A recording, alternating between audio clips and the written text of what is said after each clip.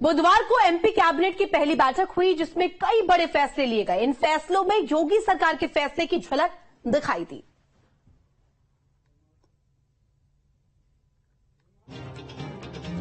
CM योगी के नक्शे कदम पर एमपी सीएम। धार्मिक स्थलों पर लाउड स्पीकर को लेकर एक्शन। खुले में मांस अंडे की दुकानों पर सख्ती। एमपी में मुख्यमंत्री का कार्यभार संभालते ही मोहन यादव एक्शन में है। MP CM Mohan Yadav UP मुखिया योगी आदित्यनाथ की राह पर है। दरअसल एमपी सरकार के नए फैसलों में योगी मॉडल की झलक देखने को मिल रही है। अपने पहले फैसले में मोहन सरकार ने धार्मिक स्थलों से लाउडस्पीकर के हटाने का आदेश दिया है। आदेश के मुताबिक धार्मिक और दूसरे स्थलों पर नियमों के खिलाफ बजने वाले लाउडस्पीकर पर एक्शन लिया जाएगा। आदेश के मुताबिक धर्म गुरुओं से संवाद और समन्वय के आधार पर लाउडस्पीकर को हटाने की कोशिश की जाएगी। तो ध्वनि विस्तारक यंत्रों को तो अपनी तय समय सीमा के अंदर और जो उनकी मर्यादा उसमें उनको अपनी उपयोग करना चाहिए। उस नाते से हम कोशिश करेंगे कि ये, लेकिन कुछ कुछ जिलों में अलग अलग स्थिति भी है। तो एक यूनानिमस सैद्धांतिक रूप से तो हम सहमत हैं, लेकिन अगर ऐसा लगता है कि जहां कोई परमिशन की जरूरत पड़ेगी तो वो परमिशन पे हम जाएंगे। अदरवाइज बगैर परमिशन कोई चला इसको हम पसंद नहीं करेंगे।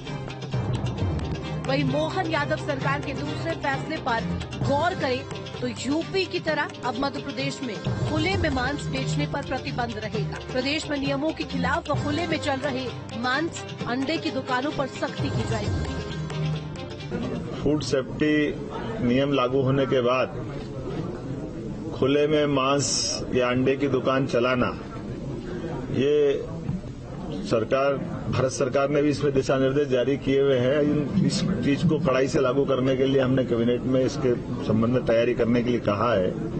और चूंकि इस दिशा में योग्य प्रकार से जन जागरण भी हो जाए और जिनको ये बिजनेस करना उनको उसके दायरे भी बता दिए जाए।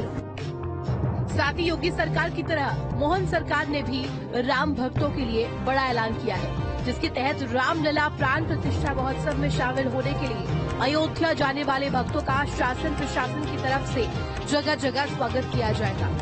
दरअसल बुधवार को सीएम पद की शपथ लेने के बाद बुधवार को एमपी कैबिनेट की पहली बैठक हुई, जिसमें कई बड़े फैसले लिए गए। Team news state. तो खबर पर जानकारी के लिए संवाददाता अविनाश हमारे साथ लाइव जुड़ गया। अविनाश, देखिए, बीजेपी की बम्पर जीत के बाद एमपी में कहीं ना कहीं बीजेपी की सरकार बनी, मोहन यादव कहीं ना कहीं मुख्यमंत्री हुए, लेकिन पहली जो कैबिनेट की बैठक हुई सबसे खास तौर पर इस दौरान ये देखने को मिला कि कहीं ना कहीं एमपी की जो सरकार है उसमें योगी सरकार की कहीं ना कहीं झलक देखने को मिली है।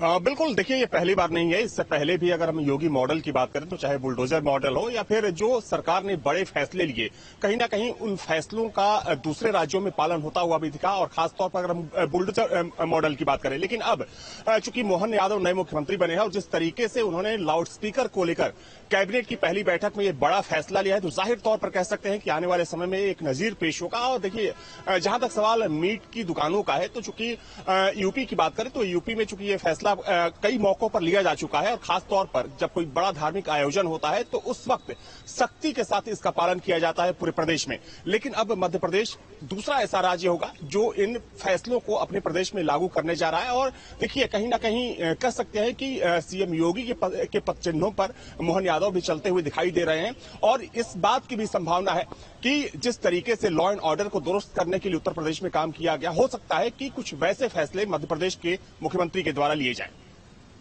निश्चित तौर पर विनाश, ये भी देखा है कि कहीं ना कहीं जो यूपी का मॉडल है, यूपी में बुलडोजर का अगर जिक्र किया जाए, वो भी कई बार ऐसे देखने को मिला है कि अन्य राज्यों में भी मुख्यमंत्री ये करते हुए नजर आते हैं। लेकिन इस बार जो हम देख रहे हैं, एमपी की तस्वीर जहां पर हम देख रहे हैं, वहां पर पहली ही कैबिनेट बैठक में इस तरीके से कहीं ना कहीं लाउड स्पीकर को लेकर जिक्र किया जाना, क्या मायने इसके निकाले जाए?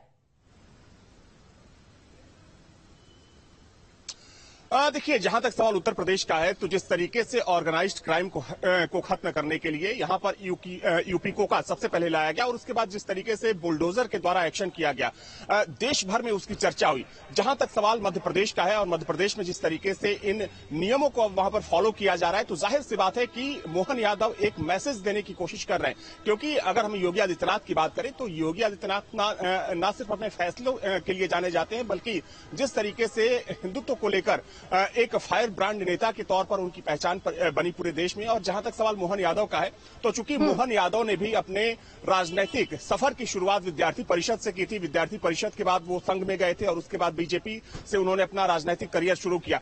तो देखिए, ये फैसले तो सरकार के द्वारा लिए ही गए हैं, लेकिन आने वाले समय में चूंकि 24 का चुनाव है, तो मोहन यादव के द्वारा भी ये मैसेज देने की कोशिश की जा रही है कि ठीक उसी तरीके से सरकार वो चलाने जा रहे हैं जिस तरीके से उत्तर प्रदेश में सीएम योगी की सरकार चल रही है। जी, निश्चित तौर पर अविनाश, और कहीं ना कहीं योगी स्टाइल, योगी मॉडल की एक झलक मध्य प्रदेश में भी देखने को मिल रहा है। बहुत शुक्रिया तमाम जानकारी साझा करने के लिए।